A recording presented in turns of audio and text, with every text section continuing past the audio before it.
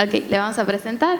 Bueno, su cargo actual desde el 2019 es responsable en Colombia de la estrategia de investigación desde Agrosavia para hacer frente al fusarium.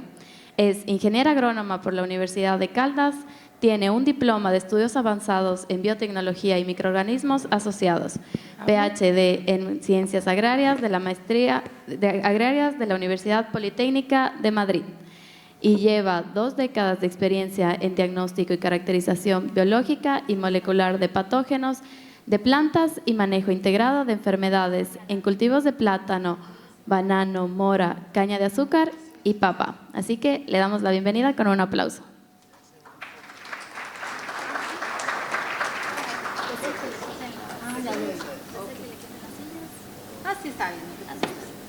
Bueno, buenos días a todos. Muchas gracias por la presentación, por sacar el tiempo para estar aquí. Vamos a contarles un poco en esta charla. Me han pedido que les cuente un poco de los protocolos para el manejo de moco, muy orientado a buenas prácticas agrícolas. Y nos pusieron un reto bien grande porque, como vieron en el panel anterior, para Colombia, moco es un problema de hace muchísimos años y quizás atrevernos a decir que hemos sido exitosos en moco no es tan correcto decirlo. Lo que ha ocurrido es que hemos aprendido a convivir con la enfermedad y bueno, ya voy a ir desarrollando en mi charla el cómo es que hemos aprendido en ese proceso de estar, pues eso, enfrentando el problema en las fincas bananeras, pero también en las fincas platanicultoras. Entonces, la estructura de la presentación es la siguiente. Vamos a hablar un poquito de principios de la enfermedad y me voy a concentrar un poco allí explicándole los ciclos del patógeno, porque eso nos va a dar una forma de entender por qué hemos cambiado los protocolos en Colombia, por qué esa discusión que ustedes ahorita estaban teniendo de si dejamos o no dejamos la planta, digamos que ya hemos superado un poco ese temor. La historia del moco en Colombia, cómo se ha venido dando, cómo estamos hoy y finalmente voy a extenderme un poquito y ser puntual en el protocolo actual que estamos usando de erradicación y de manejo. Entonces, lo primero que hay que decir es que moco no es una enfermedad nueva para este territorio, para América Latina y el Caribe. O sea, tenemos presencia de la enfermedad desde 1911, o sea, es bastante tiempo el que llevamos con el problema en América. De hecho, se considera un patógeno típico de América, de esta región del mundo, y por allá desde 1950 es que empezó la dispersión grande en toda América Latina y el Caribe, es decir, llevamos muchísimos años con presencia del patógeno. Ecuador se está enfrentando, digamos que a esos primeros brotes y a esa primera angustia, pero Colombia lo vivió en su momento y, como les digo, hoy está en una fase de convivencia con ese patógeno. Empecemos un poquito a hablar del patógeno, de Ralstonia solanacearum raza 2. No voy a profundizar mucho, pero sí quiero que tengamos como unos tics en la cabeza de qué es ese patógeno, a qué nos enfrentamos, porque como les digo, eso nos da elementos para hablar de manejo. Entonces, lo primero que hay que decir es que Ralstonia pertenece al grupo de enfermedades de tipo bacterial. Ojo, es una bacteria. Phog o Fusarium es un hongo, eso ya los hace diferentes un poco en el comportamiento y en cómo entran a la planta. Y pertenece entonces, las 2 enfermedades de musáceas bacterianas más importantes en el mundo son Ralstonia o moco, efectivamente, y en nuestro país o en nuestras regiones, Dicheia o las pudriciones que antes las llamábamos o las asociábamos a Erwinia. Pero no son las únicas enfermedades bacterianas en musáceas. Tenemos otras que afortunadamente, y yo también utilizo estas presentaciones porque es importante dejar esos mensajes, o sea, así como tuvimos a Phog y ustedes, Ecuador afortunadamente todavía lo tienen foráneo, es decir, no hay reportes en el país, pues hay otras enfermedades bacterianas que también están en otras regiones del mundo, específicamente una que nos asusta un poquito, la enfermedad de la sangre producida por otro tipo de Ralstonia syzygiae, que sí está en otras regiones del mundo y que si no tenemos cuidado en los protocolos de introducción de material y en los protocolos de bioseguridad, pues también la podemos traer a nuestros países. Entonces, hay 3 grupos grandes de enfermedades bacterianas en musáceas que se tienen que tener en cuenta. En el grupo 1 tenemos ese grupo de las Ralstonias con una foránea afortunadamente. En el grupo 2 tenemos otra bacteria que se llama Xanthomonas campestris y en este caso el patovar de musáceas, que también es foráneo afortunadamente tanto para Colombia como para Ecuador o para Latinoamérica, y el grupo 3 de las enfermedades asociadas a arwinias, donde tenemos una mezcla increíble de diferentes tipos de bacterias. De hecho, contarles que una de las cosas que nos hemos enfrentado en Colombia, pero también en Perú, es que lo que está pasando con FOC es que tenemos mezcla con enfermedades bacterianas y eso confunde los casos o la detección de los casos positivos. Entonces, tener eso también en la cabeza, que hay otras enfermedades bacterianas que pueden generarnos ruido a la hora del diagnóstico, pero que también pueden generar tomar malas decisiones respecto al protocolo de manejo, porque si yo confundo una enfermedad bacteriana con FOC y no aplico el protocolo de FOC y sí tenía la enfermedad, pues imagínense, estoy cometiendo una serie de errores grandes en términos de la contención del patógeno. Para resumir, nosotros entonces cuando hablamos de moco, básicamente estamos hablando de esto, de la raza 2, que afecta a bananos y otras musáceas, está en América y pertenece al filotipo 2. Ralstonia está en todo el mundo, miren, esto es el patógeno como tal, y Ralstonia filotipo 2 que afecta como tal musáceas solamente está en América, pero tenemos otras amenazas. Esto es importante contarlo porque hay una cosa que hay que tener en cuenta y es que la Ralstonia es variable, o sea, uno puede tener varios filotipos o varios biobares y eso hace que, por ejemplo, la Ralstonia que afecta musáceas también pueda afectar solanáceas. Esa clasificación por razas en la cual solo está orientada a que la raza 2 me afecta a musáceas, nosotros hemos detectado en estudios que hemos hecho en Colombia que esa misma Ralstonia o ese mismo moco afecta a solanáceas. Entonces tenemos un efecto de hospederos que también hay que considerar y bueno, esta clasificación de razas muy seguramente en algún momento con los componentes moleculares se reevaluará. Me voy a meter entonces ahora un poquito a hablar del patógeno. ¿Cómo entra Ralstonia? ¿Cómo entra ese patógeno a nuestras plantas de musáceas? Lo primero que hay que decir es que este es un patógeno que entra fácil por cualquier herida. Cuando se da el proceso de liberación de las bacterias de esta planta que está enferma, empieza a eliminar exudados que llegan al suelo y toda la planta está produciendo millones de bacterias. En el suelo tiene un ciclo de vida saprófito. ¿Qué significa saprófito? Que se alimenta de desechos, se alimenta de cosas en descomposición y por eso es que puede permanecer allí por muchos años, ¿vale? Cuando empieza ese proceso de que está en el suelo, entra en contacto con la superficie de la planta, con las raíces en este caso, o cuando entra por heridas, por la herida que hacemos con mochatete, por la herida que hacemos en los procesos de las prácticas de campo. Cuando entra en contacto con la planta, las bacterias, como decía ahora Larry, lo que causa la enfermedad, que en este caso son en realidad los entes o el inóculo de la bacteria, puede entrar a la planta y empezar a hacerse sistémico. Al hacerse sistémico, rompe la pared celular, se va por los vasos de conductores de la planta, básicamente xilema, tapona los haces vasculares, genera toda la producción de mucílago y finalmente tenemos los exudados y tenemos la expresión de la bacteria. Entonces, clave este punto aquí, entramos por cualquier herida. La bacteria puede estar en el suelo o en desechos. Va a ser el material vegetal el que me permita el mantener la bacteria allí. Y tiene un montón de hospederos que le ayuda a mantenerse.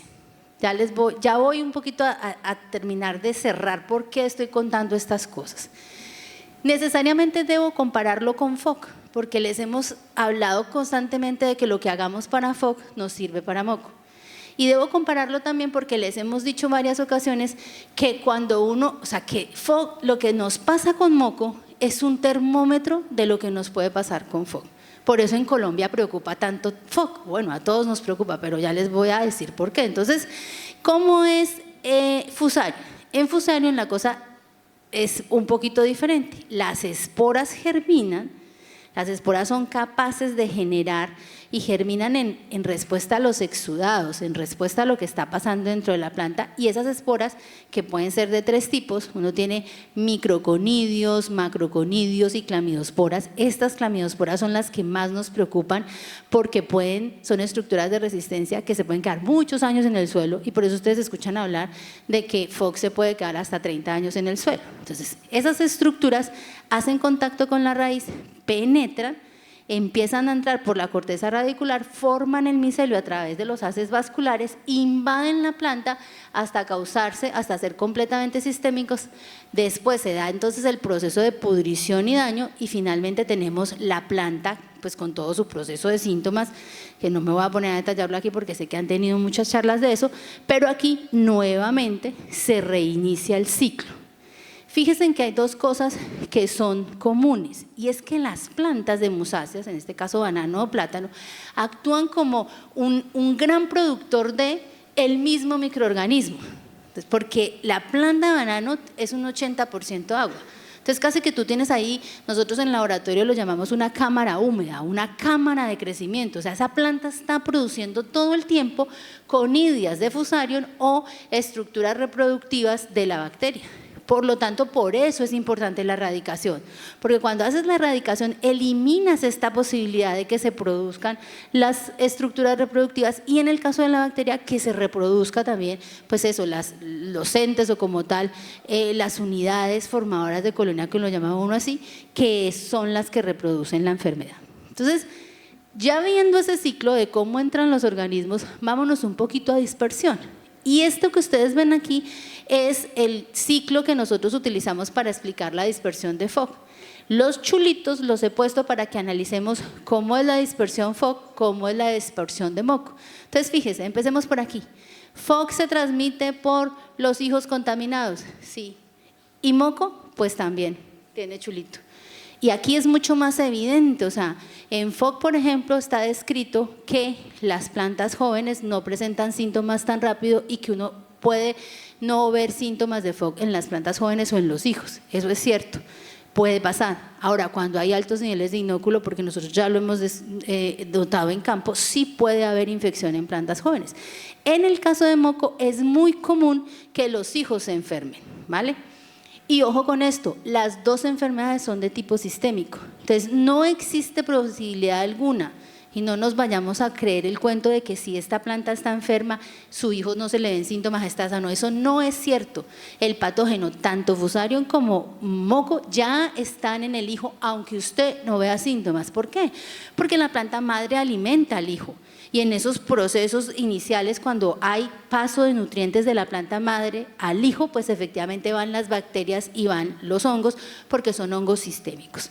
Por supuesto se transmite, y fíjense en que en este caso mucho más en moco que FOC, por suelo, por agua, por el riego, por los residuos de cosecha, por todos esos elementos que albergan esas estructuras reproductivas.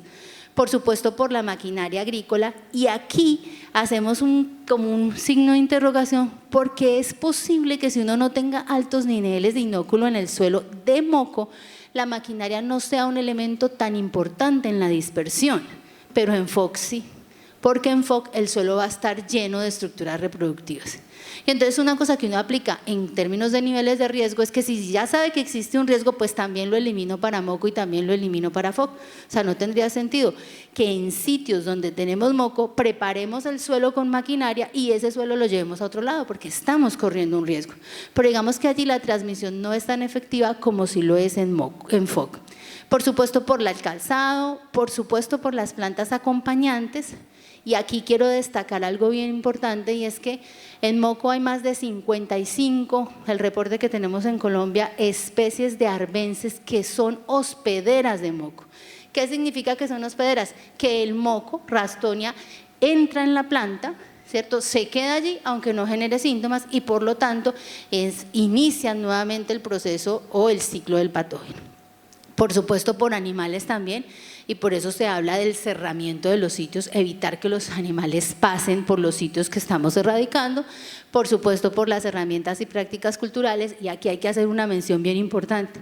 Si bien en Rastoña es fundamental hacer desinfección de las herramientas, que también la hacemos en FOC. Hay mucha más probabilidad de transmisión de la bacteria de Rastoña cuando hacemos desige, cuando hacemos desoje, que en el caso de FOC. ¿Por qué? Porque es que la bacteria se hace mucho más por su tipo de crecimiento en la planta, porque es más de carácter, digámoslo así, más de carácter acuoso, ya se mueve por ese líquido y genera exudados. Cuando yo corto con un machete y esa planta tiene moco, inmediatamente mi herramienta, no sé si aquí le dicen machete, perdón, queda untada de esos exudados bacteriales, y cuando paso, entonces paso la bacteria. Entonces el uso de herramientas y la desinfección en moco es fundamental, es el primer paso. En FOC, el tipo de exudado, el tipo de marchitamiento que se produce no es tan fuerte a ese nivel de hoja y puede ser menor el riesgo de transmisión. Pero vuelvo y les digo, aplicamos la misma normativa del riesgo, o sea, si ya hay riesgo, pues yo no utilizo esa práctica. Por supuesto, se ha detectado también transmisión de ambos patógenos por picudo negro. Y en artesanías coloco un poco el interrogante, porque no se ha comprobado como tal. En moco sí se ha comprobado que están las hojas, en FOC hay algunos reportes por allí, y entonces vuelve y aplica. Trato de poner la regla, pues si hay riesgo no lo tengo para nada. ¿Y qué nos salva? Y que necesito que esto funcione ahora. ¿Qué nos salva en FOC? Nos salva que FOC no lo hemos todavía encontrado en fruta. Y entonces, en este escenario que estoy con productores de Ecuador, contarles que eso es importante. No hay que tener miedo de hacer los reportes, porque primero, FOC, sabemos que no nos va a cerrar mercado, que podemos seguir produciendo, que hay que hacer los planes que se tengan que hacer de conciencia, pero podemos seguir exportando. En el caso de moco no se considera una enfermedad que restrinja mercado, porque ya es una enfermedad que se considera de control o de manejo en los países. Entonces, esa es una diferencia importante que marca también diferencias en términos de mercadeo. FOC no va a llegar a la fruta, nunca se ha reportado, afortunadamente. En el caso de moco, aunque llega a la fruta, en general cuando llega uno puede detectarlo y hacer un proceso, pues evidentemente de remoción o de eliminación del material enfermo antes del proceso de exportación. Entonces, conociendo esos principios del patógeno, del ciclo del patógeno y de cuáles son los riesgos, ahora sí quiero hablarles un poquito de lo que ha sido la historia de la enfermedad. No me detengo aquí mucho porque ya nos dieron unas cifras en el panel, pero la enfermedad llega a Colombia más o menos el primer reporte por allá en 1954. El primer reporte, quienes conocen Colombia, se da por aquí, en una zona del Tolima, después aparece en Urabá en el 62, perdón, en Magdalena en el 62, en el 68 se va para Urabá. Recuerden que nuestra zona productora de exportación de bananos son estas tres: La Guajira, donde tenemos FOC, Magdalena, donde además tenemos FOC, y Urabá, que es donde tenemos nuestra mayor zona de producción de exportación de banano, 35.000 hectáreas, pero en todo el país nosotros tenemos plata. Entonces, digamos que este es el panorama que teníamos en esos años, y más o menos entre 1970 y 1980 se registraron hasta 20.000 hectáreas afectadas por moco en el país. A mí alguien me decía alguna vez, no, es que Colombia ha sido muy exitoso en el manejo de moco, y yo decía, yo no sé si somos tan exitosos, porque cuando uno ve el recorrido, pues se da cuenta que hoy lo tenemos en los 32 departamentos. Entonces, yo no sé si exitosos, pero digamos que, no sé cómo será la expresión en Ecuador, pero un poco curtidos, o sea, ya cansados de manejar el problema, sí estamos. Y empezamos, y los años obviamente van a marcar la diferencia en cómo se enfrenta el problema. Yo hoy los veo a ustedes, a Ecuador, mucho más organizados desde lo científico, por ejemplo, y desde cómo enfrentan el patógeno, que lo que nosotros lo hicimos hace 30 y pico de años, porque tampoco teníamos las herramientas para hacerlo. Entonces, las primeras resoluciones del ICA, ¿de qué hablaban? Fíjese, una resolución del 2022 hablaba básicamente de que no se moviera material, ¿cierto?, que había que abandonar, imagínense, abandonar los predios afectados por moco. Entonces, ahora que Freddy preguntaba, ¿hubo tal alteración en ese momento? Pues sí, también la hubo, y sobre todo en el 2000, más o menos en esa época, que hubo una gran explosión de la enfermedad. Yo siempre cuento esto en las charlas, ya parezco, ya me estoy haciendo mayor. Cuando uno empieza a repetir los cuentos es que se hace mayor. Y es que a mí esta enfermedad me hace sentir viejita. ¿Por qué? Porque fueron mis primeros trabajos cuando me estaba graduando, 2001, 2002. Y mi primer trabajo fue acompañando a ICA en esas jornadas justamente de capacitación y diciendo qué debíamos hacer para que no se dispersara moco en el país. Lo mismo que hago ahora, espero que un poquito mejor. Y fíjense que ya en esa época las notas de prensa, 2005, o sea, han pasado 20 años, ya Corpoica, Agrosavia antes se llamaba Corpoica, estaba dando lineamientos de manejo y decía cosas como esta: para enfrentar la enfermedad es prudente seguir las siguientes recomendaciones. Control estricto de malezas, o sea, ya sabíamos que las malezas nos mantenían la enfermedad en el sitio. Aislar el foco, eliminar las plantas afectadas, el glifosato fíjese que lo seguimos manteniendo, y eliminar las plantas que estén alrededor de la planta afectada. Entonces había un protocolo inicial que de hecho se estaba hablando, estas recomendaciones que salieron en su momento de la experiencia de plátano, de una zona de producción de plátano muy grande en Colombia que tenemos en los llanos orientales. Y esta es la realidad que tenemos hoy. Yo aprovecho para recibirle a este señor que se me va a cansar ahí. Gracias.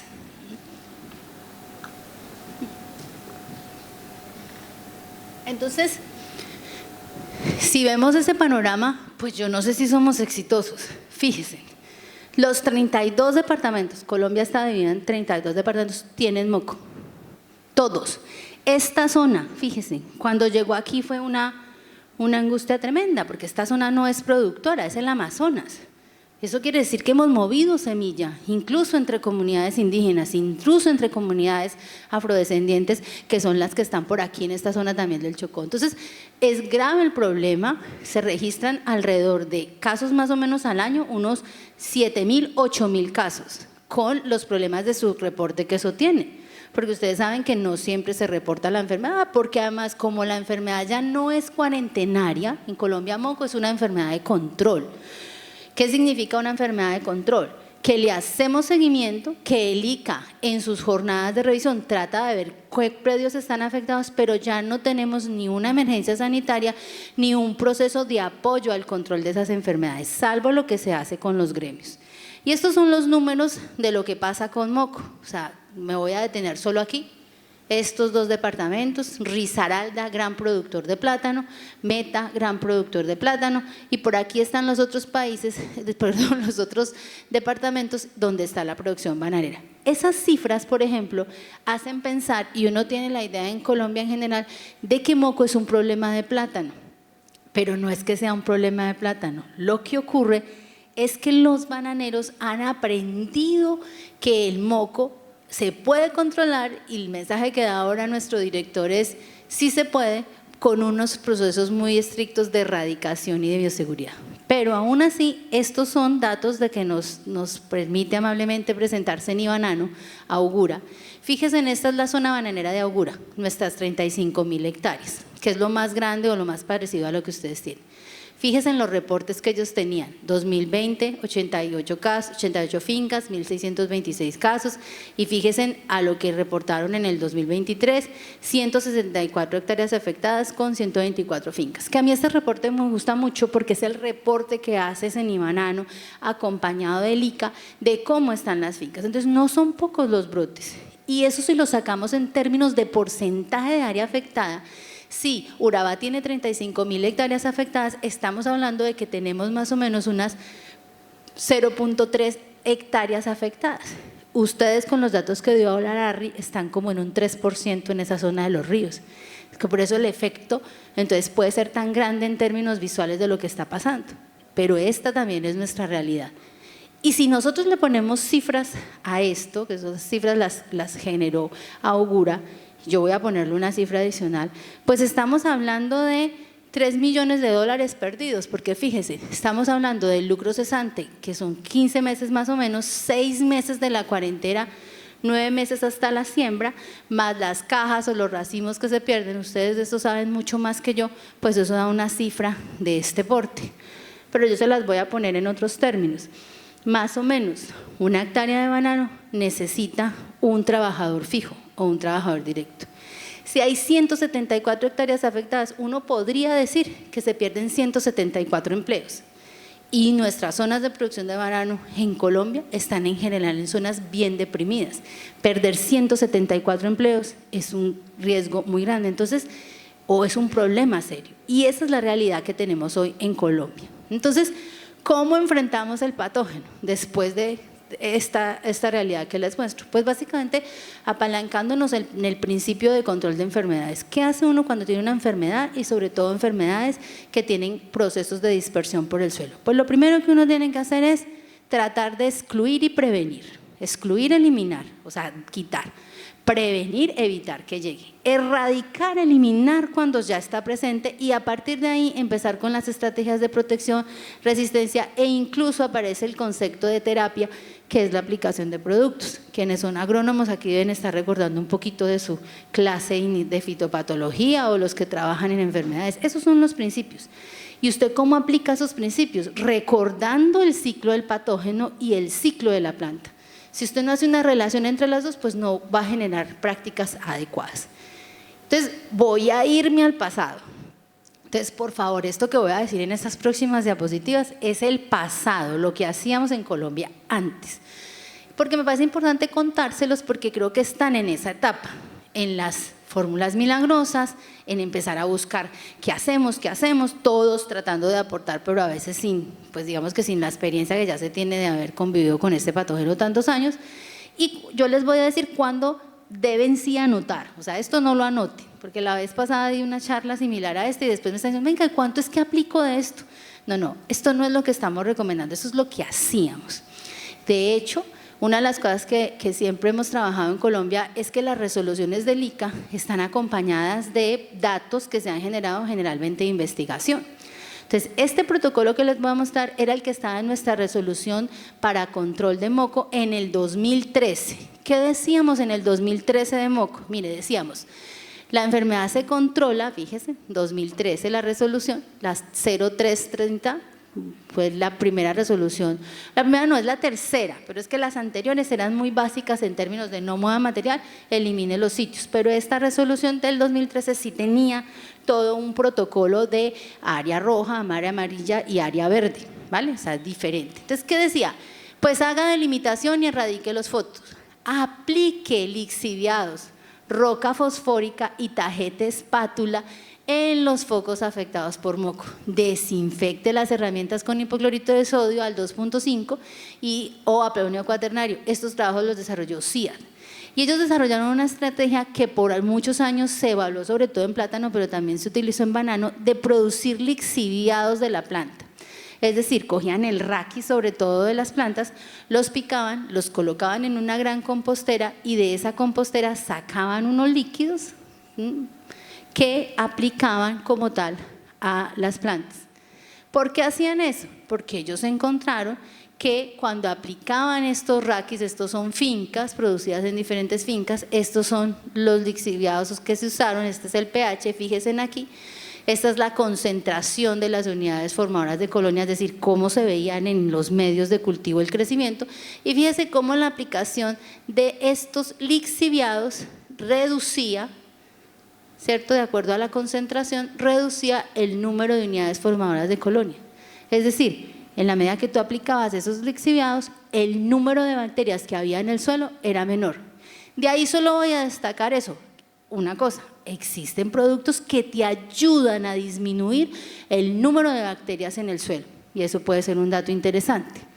Finalmente, pues lo que hacían era pruebas de esos lixiviados. Aquí solo les muestro un poquito como los ensayos. Fíjense en el control positivo, la planta enferma, el lixiviado al 100%, miren la planta sana, respectivamente con respecto a un producto químico que utilizaban de control. Nuestra resolución entonces decía, delimite, erradique, corte la planta, encarpe, se usaba como encarpado también, y después prepara el sitio con la aplicación de lixiviados. Bueno, había varios trabajos también, ellos hicieron también trabajos con Calfos, Fulban, que es un producto formol, lixiviado, tajete espátula como una especie que puede ser interesante y sirve. Básicamente estos números son cómo reduce el número también de unidades formadoras de colonia en el suelo y varios de esos productos funcionaban bien. Miremoslo aquí en esta gráfica que está un poquito mejor. este producto, el Marigot, que es un producto a base de Tajeta espátula. Miren aquí, estos son días después de tratamiento y estas son las unidades formadoras de colonia. Yo sé que a veces es difícil de entender estas gráficas, pero simplemente fíjense aquí. Este producto, a los 51 días después de aplicado, había menos unidades formadoras de colonia. Por eso se recomendaba. Bueno, entonces servía. Entonces lo que se decía finalmente es, en esos trabajos decía, utilice, siembre flor de muerto, y aquí empiezan los problemas. Varios de mis compañeros se ríen bastante de esta recomendación. Entonces, picar la planta recién florecida de, en este caso Tajeta espátula, 1 kilogramo por litro y dejar por 2 días antes de aplicar el suelo. El tratamiento entonces era flor de muerto, 1 kilogramo por metro cuadrado, hay una reducción del 85% de la bacteria, roca fosfórica, 0.5 kilogramos por metro cuadrado, una reducción del 50%, y los lixiviados, una reducción del 32%. Consiga pues Tajeta espátula, que es esta, ustedes la llaman flor amarilla, creo, una cosa así. Consiga pues 1 metro cuadrado de Tajeta espátula, consiga pues la semilla. Ese fue uno de los primeros problemas de este tratamiento. Era muy difícil aplicarlo. Se empezó a utilizar un producto a base de tajetes, un producto que se vendía, un extracto vegetal, y daba un rendimiento similar. Y el otro problema que empezamos a tener con los lixiviados fue que empezamos a tener problemas de explosión de fincas contaminadas. Entonces, en la zona del Quindío, de Plátano, empezaron a utilizar esta estrategia. El productor a veces no era lo suficientemente juicioso en separar los raquis de plantas enfermas de las de plantas sanas, y de pronto tenía mucha prisa, mucho afán por aplicar el lixiviado, y cogía el lixiviado sin terminarse de descomponer. Conclusión, ¿qué estaba haciendo? Regando moco. No sirvió ese tratamiento, así lo hubiéramos comprobado en laboratorio, así lo hubiéramos comprobado en macetica pequeña, porque había unos problemas de practicidad de cómo usarlo, y segundo, unos riesgos de dispersión de la enfermedad. También evaluamos, creo que era la anterior, ¿me lo devuelven por favor? La anterior, que de aquí no puedo devolver, o sí, no sé. Sí, eso. También se evaluaron en su momento microorganismos benéficos. Se encontró que Tricoderma y Bacillus tenían un efecto interesante en la reducción de unidades formadoras de colonia. Ahí no me voy a detener, pero sí soltarles la cuña. Nuestros niveles de investigación en términos de controladores biológicos hace 15 años atrás no son los que hoy tenemos ni en Colombia ni en Ecuador. Entonces, nuestras aproximaciones a entender el efecto de controladores biológicos versus moco no son tan buenos. Sin embargo, mi compañero Gustavo Rodríguez ahora les va a mostrar algunos trabajos que hemos hecho. Pero que sí se puede decir que los controladores biológicos ayudan a disminuir también las unidades formadoras de colonia en el suelo.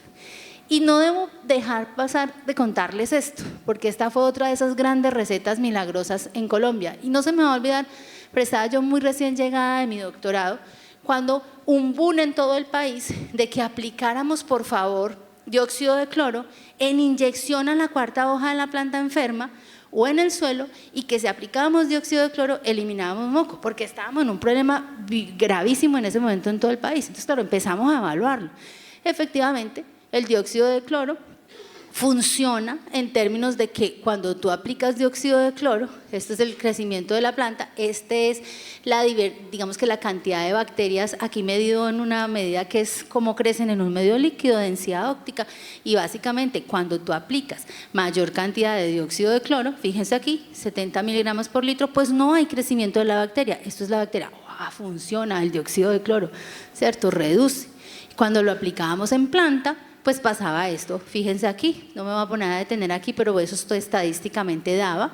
Fíjense aquí, la planta parecía enfermarse menos en términos de la aplicación de dióxido de cloro. Estos trabajos míos, de hecho, ya esta parte, fíjense en cómo cuando tú tenías aquí un control, tenemos dióxido de cloro a diferentes concentraciones, son las barras, antibióticos, el más oscuro, formol, que funciona para reducir las poblaciones también de Ralstonia en el suelo, que eso también se trabajó en Colombia, pues reducían las poblaciones de bacterias en el suelo.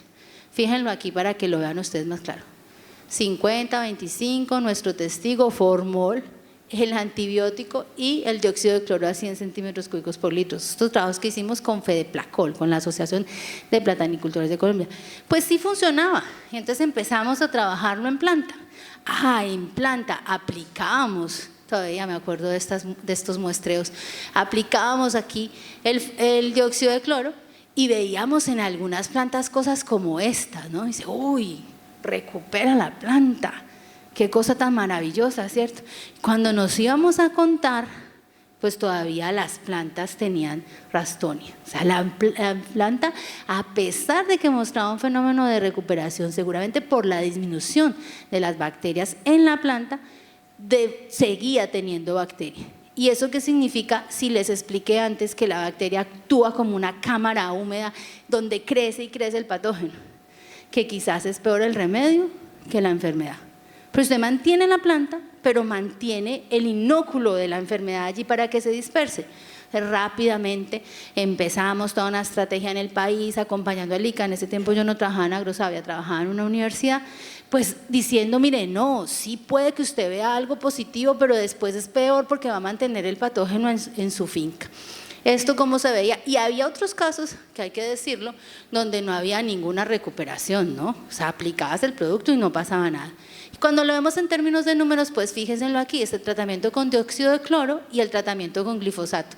Fíjese qué pasa aquí con el glifosato en las unidades formadoras de colonia. Esto es suelo, raíz y hoja, lo evaluamos. Entonces, cuando usted trata un foco con dióxido de cloro, mire cómo bajan las unidades formadoras de colonia.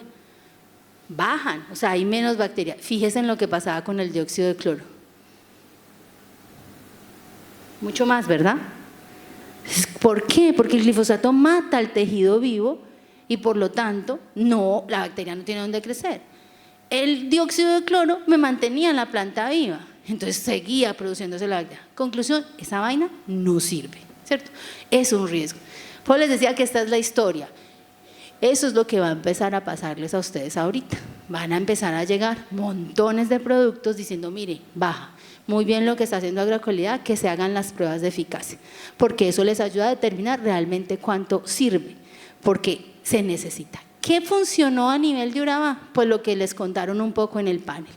En Urabá, como el banano es otro negocio y es otro precio, porque los anteriores trabajos sobre todo están hechos en plátano. En banano el riesgo de perder una planta era tremendo y de que se dispersara. Y se hicieron estas brigadas en esos años, desde el 82 hasta el 86, fíjense en los niveles de incidencia que se tenían en las fincas bananeras. Las brigadas eran 5 brigadas con un coordinador y 5 operarios, había un direccionamiento técnico, se hacían visitas permanentes durante todo el año y se hacía una frecuencia entre 6 y 8 semanas. Ojo, eso es lo que estamos haciendo hoy para FOC. Eso es lo que hace Augura, eso es lo que hace ASBAMA, visitar las fincas, surco por surco.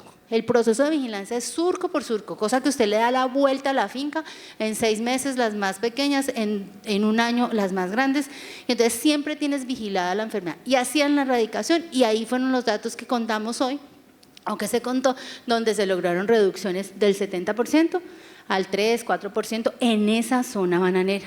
Desafortunadamente, estas brigadas se dejaron de hacer porque el gobierno no pudo volver a poner el recurso o por lo que haya sido, porque la enfermedad empezamos a acostumbrarnos a estar con ella y otra vez empezaron a dispararse los casos de moco. Pero ¿qué aprendió la industria bananera? Aprendió a que la enfermedad para el sector bananero colombiano hoy, y fíjense que esto es bien interesante en términos fitopatológicos, el sector bananero la considera una enfermedad administrativa. Yo soy de la zona centro del país, de Colombia, donde producimos plátano. Para mí fue un choque muy grande porque a mí me hablaban de moco cuando empecé a trabajar en banano, hace ya unos 15 años atrás también. Me hablaban de moco y era hablarme del diablo. Y decía, no, se acabó la finca, no se puede hacer nada. Cuando me empecé a relacionar con el gremio bananero, decía, no, se puede, mira, usted hace esto. Y yo, qué interesante. O sea, aprendí una cosa, y es que los plataneros no pueden porque no tienen la disciplina del sector bananero. El sector bananero tiene sus prácticas organizadas por semana. ¿Cuándo cosecha? ¿Cómo cosecha? ¿Cómo marca la planta? El platanicultor no. Y por eso nosotros creemos en Colombia, y usted le pregunta de manera general a alguien, de hecho me pasó con alguien que trabaja en el sector, me dice, no, pero moco es un problema de plátano. Y yo, no, también es un problema de banano. Lo que pasa es que tenemos la sensación en Colombia de que lo hay más en plátano porque los platanicultores pues de alguna manera están más afectados. El bananicultor maneja la cosa con mucha precisión. Entonces, ¿qué hacemos hoy? Y ahora hoy sí tomen nota, ¿ok? Lo anterior era para reflexionar. ¿Qué hacemos hoy en el sector de banano de exportación para controlar moco? Básicamente aplicamos la resolución del ICA del 2021. Aquí tienen el código QR que la pueden bajar. Entonces, básicamente hacemos un proceso muy fuerte de delimitar el área, buscar los casos y cumplir estas zonas. 5 metros alrededor de la planta afectada, tener una zona B, tener una sola entrada a ese sitio, y ya les voy a explicar punto por punto qué se hace. ¿Cuánto tiempo mantenemos esa zona de erradicación? Mínimo 6 meses. La doctora Mónica les recomienda 1 año. 6 meses para la erradicación, 6 meses para tratar de recuperar ese suelo. Pero el bananicultor que necesita su espacio y disminuir ese lucro cesante de no usar el sitio está utilizando 6 meses. ¿Por qué 6 meses? Porque se ha comprobado, y estos son estudios muy bonitos de Cenibanano, donde en diferentes fincas monitorearon la presencia de la bacteria después de hacer el proceso de erradicación y encontraban la bacteria hasta más o menos 195 días después. Entonces, casi 6 meses usted todavía detecta bacteria en esos tejidos que hay asociados. Pero cuando lo miraban a nivel de suelo, más o menos a los 6 meses ya había una reducción importante del número de unidades formables de colonia, casi que desaparecía. Por eso el protocolo hoy habla de 6 meses. ¿Y qué es lo más importante del proceso de erradicación en Colombia? Controlar estas señoras, todas las arbences. Ahí les puse algunos ejemplos de los que en Colombia hemos demostrado que son hospedantes de moco. Si usted hace el proceso de erradicación y deja arbences, no está haciendo nada. ¿Por qué? Porque esas arbences sirven para seguir albergando la bacteria. Entonces hay que erradicar el sitio con glifosato, ya vamos a ver cómo, eliminar completamente las arbences y contarles esto. O sea, hace 15 años también recomendábamos picar la planta, incorporarla al suelo y tapar y hacer la zanja que hoy recomendamos también para FOC. Pero claro, eso salía carísimo. Y cuando usted tenía ya 100 casos de moco en la finca, compre pues el plástico. O sea, es un lío. Entonces, no se recomienda, además de que se empezó a detectar que tampoco era funcional, sobre todo en zonas donde se genera alta inundación. Entonces, ¿qué hacemos? Se hace un proceso muy fuerte de identificar correctamente las plantas. En las fincas bananeras, no sé si aquí en Ecuador ya lo hay, pero en Colombia hay un cargo en la finca bananera que se llama moquero. ¿Lo tienen aquí ya? El moquero. El moquero es un tipo, una persona, perdón por las palabras tipo, es bonita, no es fea, que es un experto reconociendo síntomas. A mí me impresionan esos señores porque yo misma he ido a una finca y dice, eso tiene moco. Y dice, ¿ah? ¿Qué? Que sí, que tiene moco. Que sí, claro, porque nosotros sí hacemos investigación, hemos trabajado mucho tiempo con la firma, pero el que conoce, aprende a conocer esas plantas, es ese trabajador que está todos los días allá en finca. En Colombia hay moqueros y bueno, yo no sé si foqueros, digámoslo así, pero la cuadrilla de erradicadores de FOC en Colombia funciona igual. Con esos señores, les voy a contar una anécdota, hicimos una apuesta.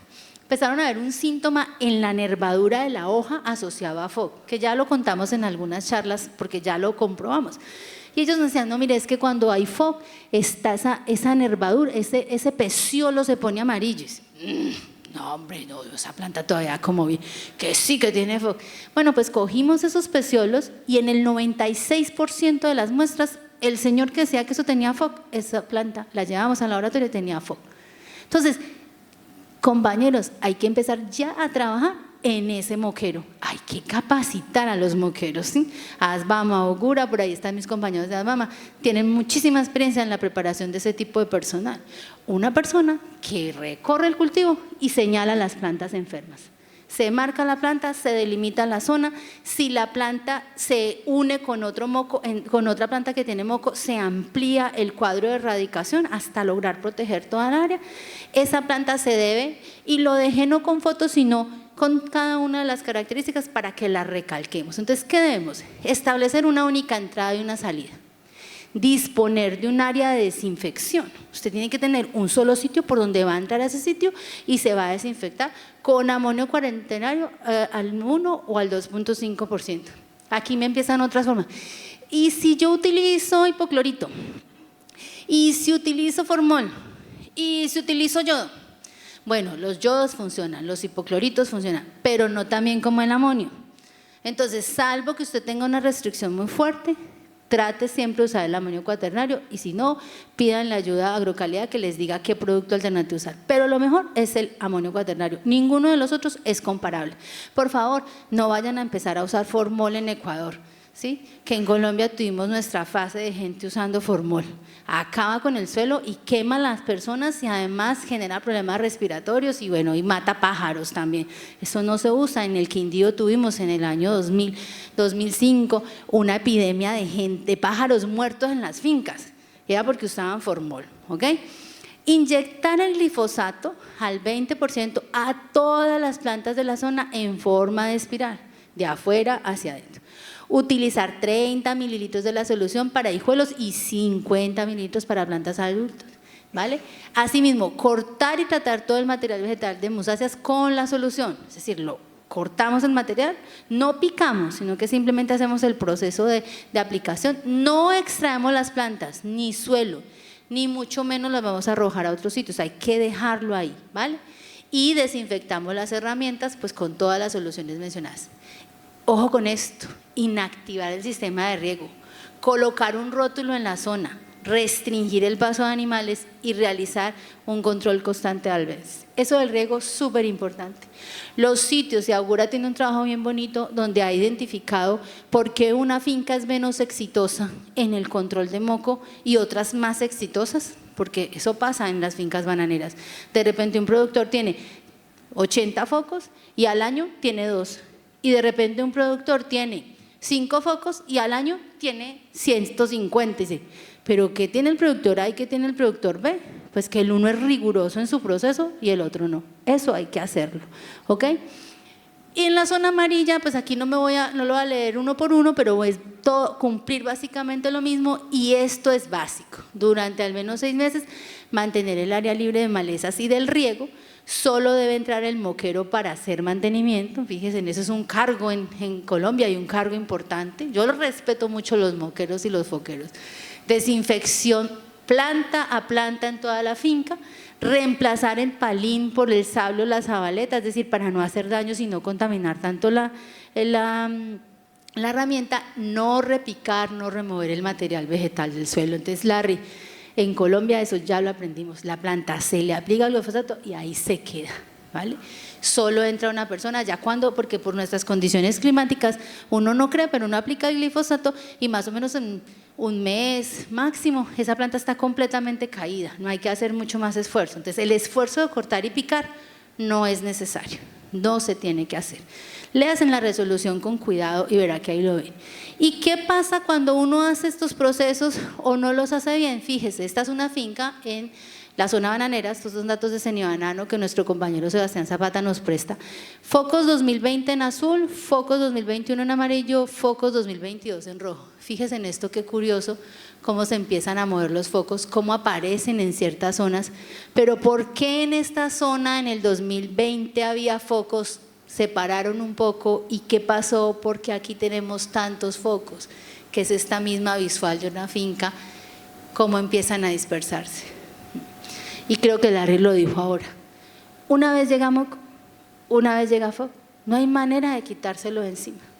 Usted lo que tiene que aprender a hacer es ser tan riguroso en sus medidas que disminuya esto, y eso lo hemos aprendido pues por muchos años en moco y ahora lo estamos aprendiendo en foco. Termino con una cuña sobre resistencia. Ustedes tienen un gran investigador aquí, el doctor Freddy McDama, tratando de hacer unos esfuerzos impresionantes en producir material resistente a través de diferentes vías. Pero una de las cosas que es muy compleja en el caso de moco es que no hay resistencia como tal. Por aquí está el doctor Fernando Jada, que es el mejorador, el fitopatólogo de Embrapa y me puede apoyar esto que les estoy diciendo. Encontrar resistencia natural a Ralstonia es prácticamente imposible, no hay materiales resistentes, hay algunos materiales que presentan mejor comportamiento. Estos son datos hechos por CIAD, por la doctora también Elizabeth Álvarez, y fíjense que ella encontraba que algunos materiales, este sedita y el yagambí, pero el yagambí es un material completamente silvestre que tiene resistencia, pero uno de los problemas que se encuentra con este tema, estos son datos en banano, es que en ocasiones son resistentes a una cepa, pero no a otras. La variabilidad genética de Ralstonia o los biotipos que hay, para que me entiendan, son tantos que puede ser que un material sea resistente a una de esas cepas, pero a otra no. Entonces la hace muy difícil. Y en plátano pues exactamente lo mismo. Miren, materiales interesantes como este, Pelipita, que algunos de las cepas resistentes, o este otro, el Saba, algunas resistentes pero otras susceptibles. Entonces la resistencia muy difícil de encontrar. Y entonces este es el panorama actual que tenemos en Colombia. Fíjense, esto es Moco, zona de Urabá, y esto es FOC, zona de La Guajira.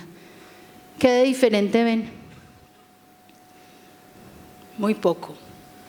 A lo que nos enfrentamos es similar, y por eso nosotros hoy decimos que Moco es un termómetro de lo que puede pasar en FOC, y quizás nuestra mejor lección con Moco fue tratar de organizarnos para que no nos pase eso con FOC. Quizás por eso hoy, y yo no me atrevería a decir que somos exitosos, ahora le decía a alguien que esa palabra me parece muy rara, nunca es exitoso completamente, pero sí hemos logrado vivir con Moco y estamos aprendiendo a vivir con FOC. La clave para nosotros es tratar de que FOC no llegue a los más pequeños productores y sobre todo a las zonas platanicultoras de Colombia. Y esa es una tarea que debemos ponernos todos, porque el productor grande lo puede afrontar de mejor manera, pero el productor pequeño no. Y quiero terminar mi charla contándoles una cosita que hemos hecho en términos del protocolo de erradicación que hay en este momento para FOC R4T. ¿Y por qué quiero contarles esto? Porque, y lo decía ahora en el panel, si no hay ciencia, no hay posibilidad de innovación.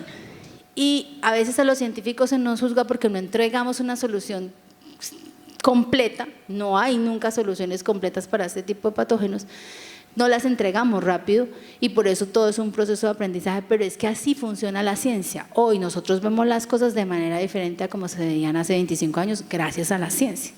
Y para irme a un ejemplo de COVID, nosotros salimos de COVID en el mundo por la ciencia, pero no fue por la ciencia que se desarrolló en esos 3 añitos, 4 que tuvimos COVID, fue por la ciencia que existía antes, porque conocíamos de ADN antes. Entonces, en este trabajo que hicimos con FOC R4, nosotros modelamos, este es un modelo con R1, cogimos inóculo del patógeno, inóculos estructuras reproductivas, inoculamos artificialmente un suelo, aplicamos el protocolo que hay hoy de aplicar urea, cubrir con plástico, y después medimos a diferentes profundidades, perdón que esto es una M, a 10 y a 20 centímetros de profundidad. Estos son nuestros tratamientos, para que lo identifiquemos, miremos aquí las letras. El control, suelo recién inoculado y no aplicamos tratamientos, es el C0M. El control a 1 mes, y estos son controles a 3 meses y suelos tratados. Entonces, suelo sin tratamiento, 3 meses después de la inoculación a 10 centímetros de profundidad, lo mismo a 20 centímetros, y el suelo tratado a 1 mes, a 3 meses. Estamos todavía haciendo la medición, ya vamos a medir al 4.º y al 6.º mes. Y estamos con actividad biológica de la planta, o sea, se colocó una planta al lado para ver cómo funcionaba. Esto es lo que pasa con el tratamiento hoy de FOC. Fíjese, el control, a los 3 meses, ¿qué diferencia ven entre este y este? Ninguna, ¿cierto? Si no trata ese suelo y el patógeno sigue ahí como si nada pasara a los 3 meses, ¿vale? Tratamiento de 1 mes. Pero fíjese qué pasa con el tratamiento a 3 meses, a 10 centímetros, y qué pasa con el tratamiento a 3 meses a 20 centímetros. Ahí sigue el patógeno. Entonces, y esto aplica, viendo estos resultados, dije, vamos a hacer esto para Moco porque tenemos que tener datos también de lo que pasa en Moco.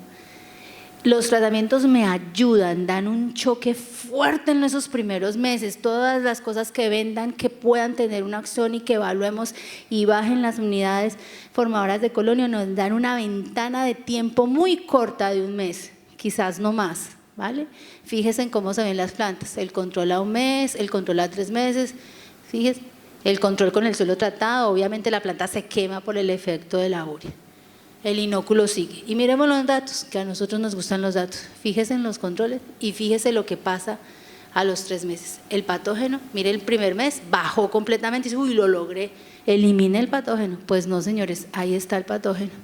vuelve y se recupera. Y fíjese en este dato tan fuerte, hay más patógeno al tercer mes a los 20 centímetros que a los 10.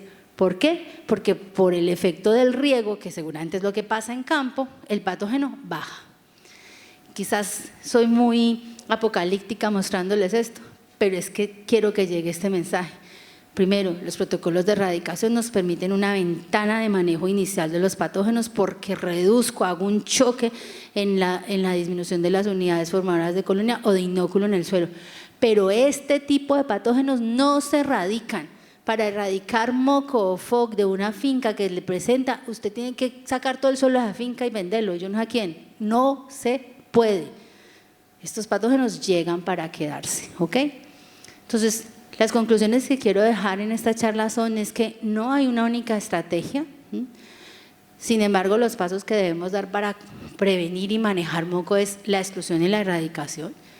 Y el concepto de entre limpio y salgo limpio y el que se esté aplicando aquí en Ecuador, ese es el principio. Mire, yo les digo a los productores en Colombia, es que usted no deje entrar a nadie, ni a su mamá al cultivo.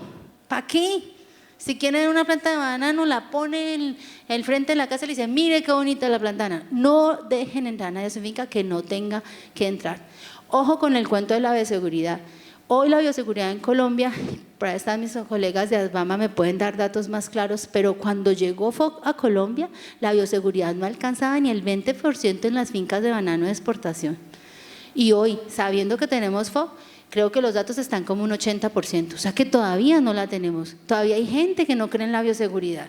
Y si usted no cree en la bioseguridad, entonces no aplica el principio de exclusión y le entra en el patógeno. Segundo, la aplicación de controladores biológicos en esa ventana de tiempo donde usted logró reducir el patógeno por el tratamiento de erradicación que dice es efectiva. Tricoderma y Bacillus sirve. Cambia las poblaciones del suelo, cambia esa estructura del suelo y me permite tener mejores resultados en el cultivo siguiente. Y por supuesto también actúan como bioestimulantes, que en la próxima charla les vamos a contar sobre eso.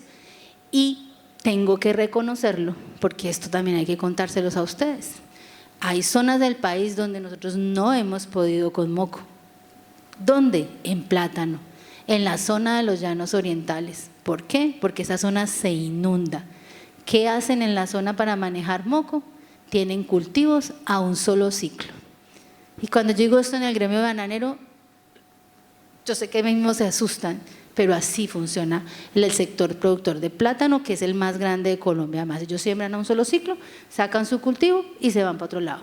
Y después ahí siembran arroz, siembran soya, es una zona de cultivos industriales y después vuelven a sembrar. Esa ha sido la única manera en zonas de inundación. ¿Por qué? Por lo que les conté, la realidad del patógeno, ¿vale?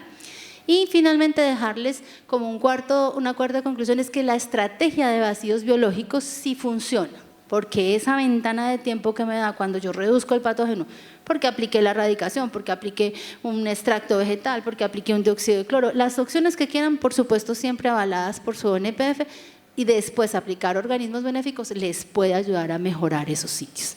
Con eso yo termino mi presentación agradeciendo muchísimo a todos ustedes y por supuesto al equipo de trabajo que nos acompaña.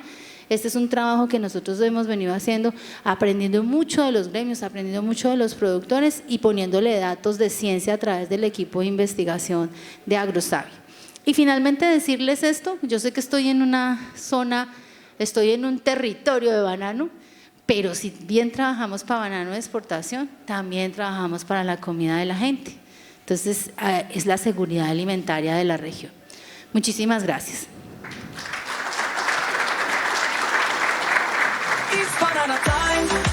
Bueno, un aplauso para la ingeniera Mónica que nos acompañó y le vamos a hacer igualmente la entrega de su certificado.